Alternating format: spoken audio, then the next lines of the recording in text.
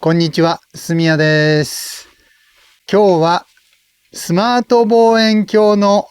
二眼レンズ、三眼レンズについてです。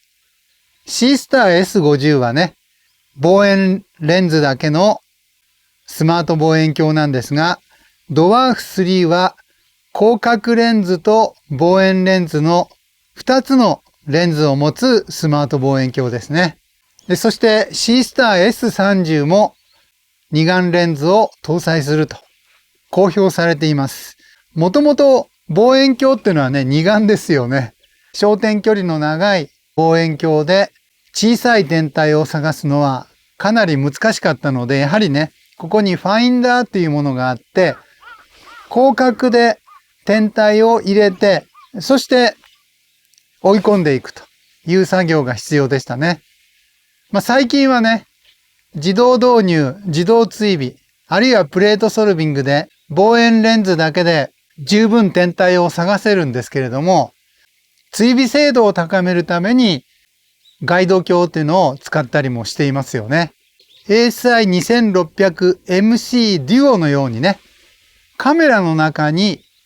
2つのセンサーを組み込んでね、事実上二眼カメラと同じように使えるようにしたコンセプトのCMOS カメラも登場していますが、広い範囲と望遠のカメラが必要だということで、普通の望遠鏡はそういう風になってますね。ただスマート望遠鏡はプレートソルビングをやるので一眼でも良かったんですが、ファインダースコープがなくてもね、十分使えるんですけれども、広い範囲を映すときにはね、この広角レンズがあった方が利便性が高いというか、楽しみが増えるっていうか、撮影する対象が広がるっていうことで、ドワーフについては二眼カメラを採用してますね。サブレンズをつけるっていうのは今までもあったようでね、こういう三つ股のね、ファインダー台座があって、光学ファインダーとそれから広角レンズを備えた望遠鏡と両方使えると。間にもう一つ何かつけるとすれば ASI Air Mini とかね、ミニコンピューターをね、載せるっていうこともできるようになってますが、ファインダー台座にいろんなものを載せてね、多眼化していくっていうことができるように、三つ股ファインダー台座っていうものがね、売られていたわけですから、スマート望遠鏡も二眼化するっていうのはね、一つの大きな流れになってきて、これからのね、主流は二眼のスマート望遠鏡になるんではないかなというふうに思います。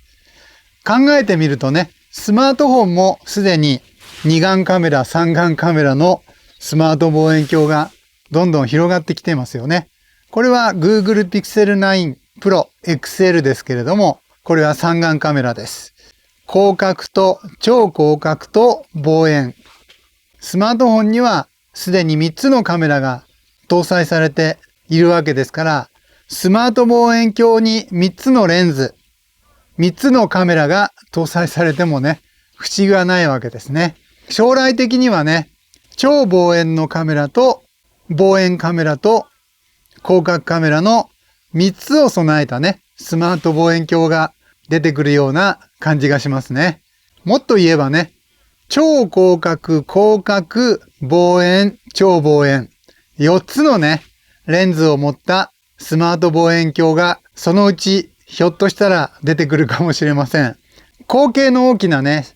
ドブソニアン望遠鏡のような形をしたものに、超広角と望遠と超望遠と、3つのレンズを持ったね、スマート望遠鏡が発売されるとね、1台の課題で全部こなせるということですから、こういうドブソニアン型の望遠鏡で土星とか木星とかね、そういうものすごく小さい惑星を捉える。そこにね、AI 処理で画像処理を加えて、ウェーブレッドシャープネスで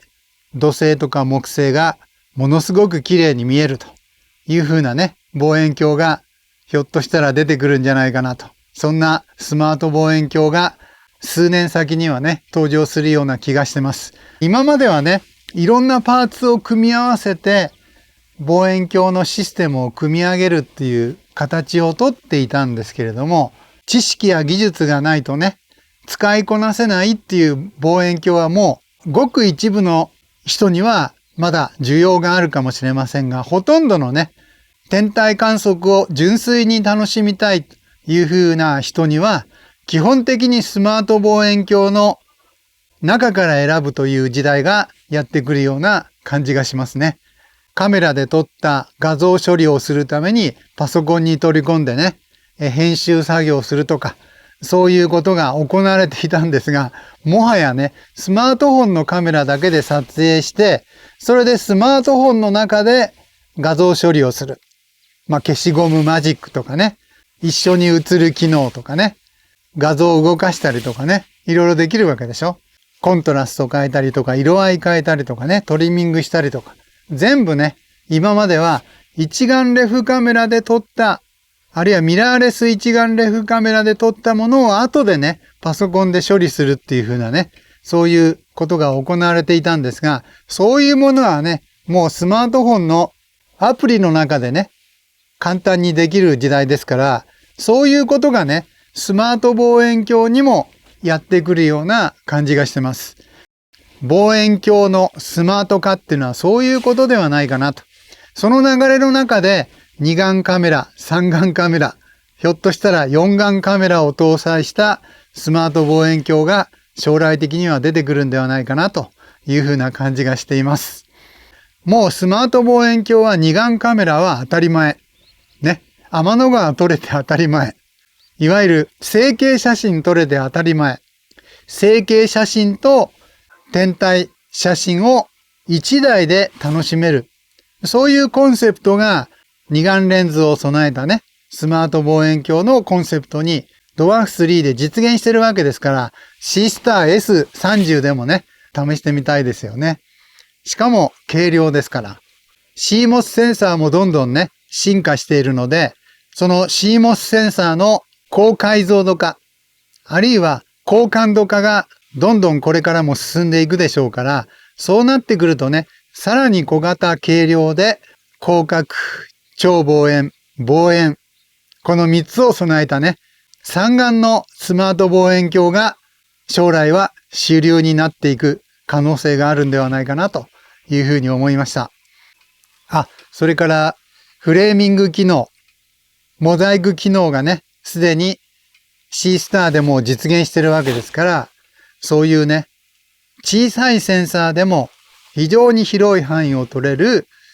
スマート望遠鏡がこれから主流になっていくのは当たり前です。バオニスのベスペラで実現したモザイク撮影。それが C スターにもやってきたので、ドワーフ3にもそのうちやってくるでしょう。スマート望遠鏡はね、電子感光の技術で進化してきたんですけれども、天体観測のね、いろんな技術の進歩を全部ね、一つの望遠鏡に集約している望遠鏡になってますね。昔では考えられなかった簡単さと便利さと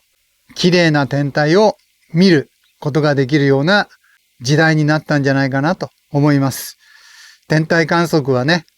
望遠鏡を除いて楽しむ時代から、こういうスマート望遠鏡でスマートフォンやタブレット、あるいはパソコンの画面に映して楽しむ時代に変わっちゃいましたね。臨場感がないよというふうな意見もあるかもしれませんが、もはやこの流れはね、止められないような気がしますね。はい。本日の動画は以上です。ご視聴ありがとうございました。チャンネル登録、グッドボタンよろしくお願いします。メンバーシップも募集しています。さよなら。えい、えい、えい、えい、えいと。